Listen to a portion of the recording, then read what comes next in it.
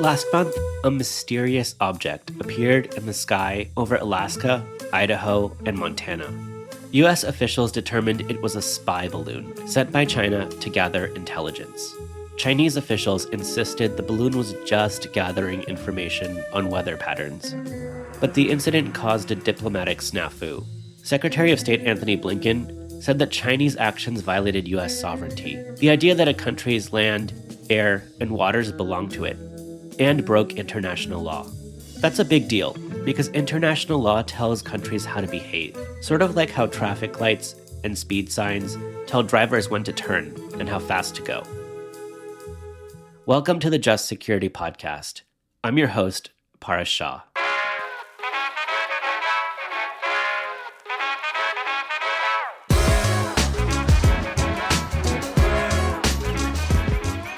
What does international law actually say about spying? To answer that question, we have Asaf Lubin. Asaf is a professor at Indiana University and an expert on international law and espionage. Hey, Asaf, thanks so much for joining the show today. Thank you for having me.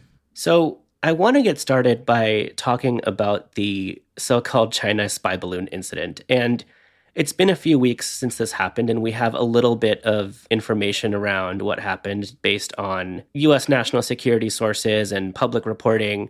So we know that this espionage device, this balloon, took off from the southern coast of China. It traveled across the Pacific Ocean. It covered the U.S. heartland, and it was eventually shot down off the coast of South Carolina. So what should we think about? What would international lawyers say about this incident, and what does international law generally have to say about espionage?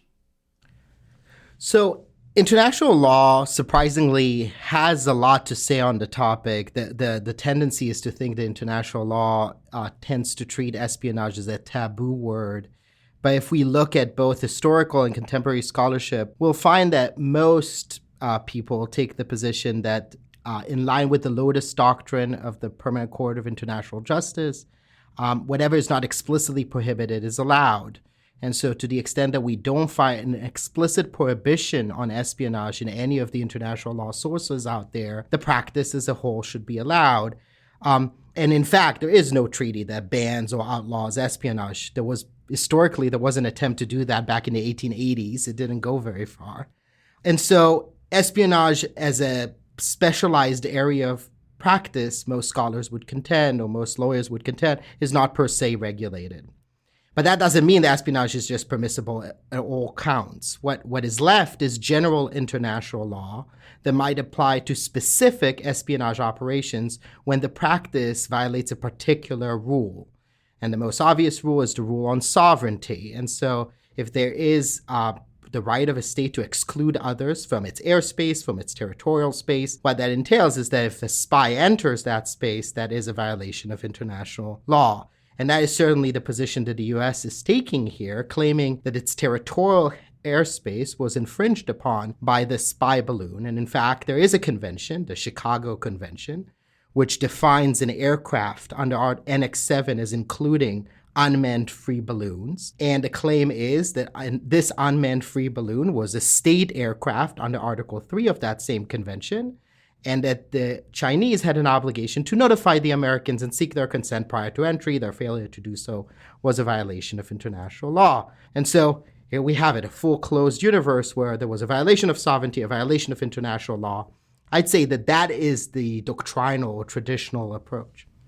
Okay, so just to summarize, international law doesn't have any explicit treaty banning espionage, but some acts might qualify as violations of international law if they violate a state sovereignty. So it depends on the method that's used. That's the kind of traditional approach, right? But you, in a number of your papers and your academic work, take a different approach. So can you tell us a little bit about your thinking on the subject, and then how would that framework apply here? Certainly. So first, let me just explain why it is that I don't support this position, this traditional view. And the first has to do with the fact that it's rooted in territorial line drawing. So we need to identify the territory, say the territorial airspace, and cut it off from foreign activity. But as this particular example demonstrates, identifying what is the upper limits of one's territorial airspace is a challenging thing to do. So this particular balloon flew at around 60,000 feet, is 16,000 feet within the territorial airspace of a state. Or as we think about cyber espionage as yet another example where territorial line drawing is hard in the area of zeros and ones moving through fiber optic cables, where do we cut off the exclusion of other countries? And so territorial line drawing, to me, doesn't fit nicely with espionage activity. But more importantly, it also doesn't take into account the rich, specific history of spying. So go back to 1960, that's 60 years ago, when the U-2 spy planes were discovered in Soviet airspace. That is, the Americans flying their own aircraft in Soviet territory. Then it was shot down by the Soviets, and it was then that President Eisenhower came out and said, well, you know what? It's just so happened that spying sometimes it's distasteful, but necessary. And so compare that to Blinken now calling it an international law violation. There seems to be something about the unique, rich history of spying that doesn't fit with this doctrinal understanding, that it's more about political uproar and performance. And so the view that I take is a different one. It's one that recognizes this rich state practice and looking at that practice head on to suggest that there might be particular customary, that is, long-term practices of states that have evolved over time to form legally binding rules in espionage that are therefore the lex specialis, the special law. Instead of trying to find the rules in some general law, we'll find it in a specialized regime for spying. So part of the thinking around a special regime for international law and espionage would say that we can regulate spying at three distinct temporal stages: before, during, and after a spying operation. Meaning, in the same way we think about the law on the use of force, regulating force before, during, and after uses, spying as a related activity can be regulated in the same way. So we might think about what are the justifications for spying, say national security or international peace and stability. And then once an operation is launched, what means and technologies can be utilized and against what targets in the conducts of particularized spying operations, the use in explorazione. And so in that area, we might ask, is disproportionate surveillance or surveillance that is not effective, are those illegal because of the specialized regime that we're applying in these circumstances? Much of it is drawn from basic human rights law. And so in this context, China would have a right to spy for national security purposes in U.S. airspace. But that right is obviously limited by the right of the U.S. to not tolerate that spying and to do everything it can to stop it. And so America has a right to shoot down the balloon exactly as it happened here. And that is all within the lines that I propose in my broader scholarship.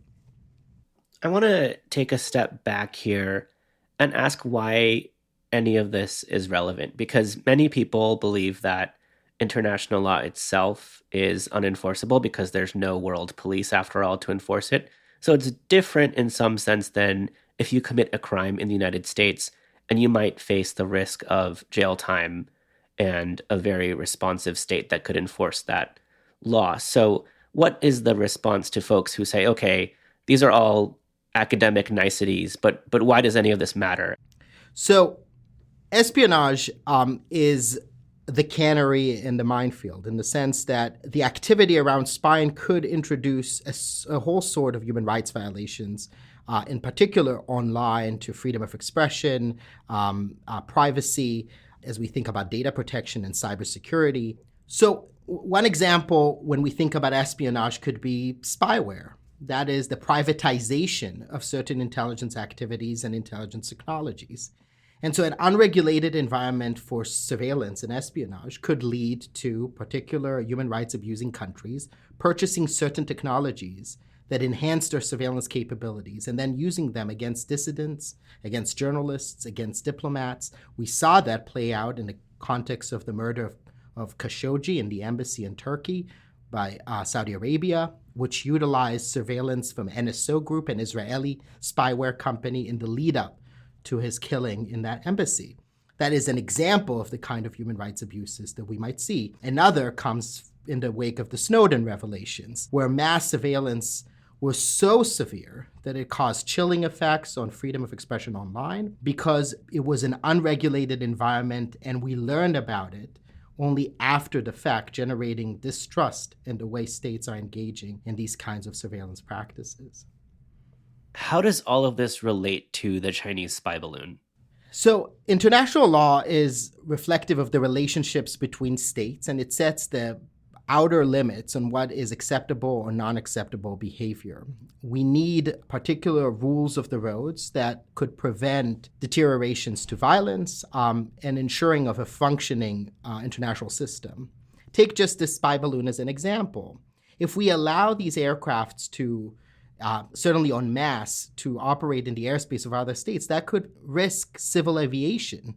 So the importance of running an effective civil aviation platform depends on us having some sense of how these spy balloons are operating.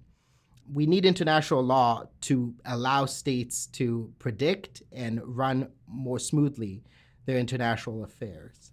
Spying has a negative reputation. It's sneaky, it's often done in the shadows.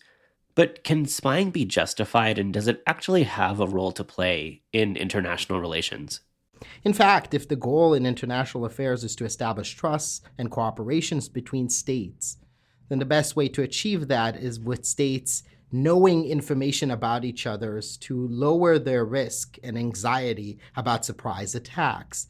So intelligence plays an important function in international law, and regulating it in a way that doesn't create destabilization, but rather stabilization, is a necessity. At the same time, because it's so secret, and revelations about espionage tend to unravel in the way they did in the Chinese spy balloon incident, the result is that there is a sense that what is happening is in disconnect with what the descriptive account of international law says should happen. If we assume that spying is illegal under the traditional rule when it violates sovereignty, and then we look at the world and we see spies everywhere, there's a sense that international law is not effective at achieving the rules that it set out to achieve. To regulate espionage as a way of ensuring that there is legitimacy within the system, that people trust that international law will do the work that it claims to do. So spying has been called the world's second oldest profession, but in the 21st century, we're no longer in the realm of cloak and dagger, traditional espionage, James Bond style, spies sneaking around. I'm sure that some of that still happens, but the means of spycraft have gone online. They've become in the realm of cyber and computer attacks. So how should the law and how should international law think about how it needs to update itself for the 21st century and modern means of spycraft? Yeah, if to finish your original quote there, espionage is the world's second oldest profession and is just as morally debunked as the first. And what that means is that, especially as we move to cyberspace, we need to really think about regulation. That is because cyber is both the great equalizer and the great destabilizer. It's the great equalizer because powers once shared by a few states are now shared by most states. And it's the great destabilizer because powers once shared by a few states are now shared by most states. So capacity limitations of old, which allowed us to tolerate a system that was mostly unregulated, is no longer justified. Now everyone can engage in these forms of cyber espionage, which in a non-codified, non-regulated environment means a lot of uncertainty and not of unpredictability. When you add to that problems in cyber attribution, in our ability to determine who is doing what and for what reasons, what are their motivations, there is even greater concern to the collapse of the international system and the most important rule in that system, the prohibition on the use of force and the assurance of peaceful resolutions of conflicts. And so what I have argued in one of my papers, it's called Espionage Law and Cyber Law as Communicating Vessels, is that cyber law is generating more justifications for the regulation of espionage law because the two start from the same environment of unauthorized access into the computer systems of other states, operation dormant within those systems, sensing, collecting information, that's all espionage, and then using it for particular offensive operations, that's cyber operations. That's where, if you want to regulate that latter behavior, you'll need to start with the regulation of espionage as a whole. I think that's exactly what the Tallinn Manual drafters came to realize when they began drafting. The Tallinn Manual is a body of work produced in support by the government in Estonia. It's edited by Michael Schmidt, and it's tried to set the international law, the lex lata rules, the existing rules of international law governing cyber operations. And anything else you'd like to add that we haven't touched on yet? Yeah, I'll just say one more thing. Espionage by design is about secrecy, and it's about secret behavior.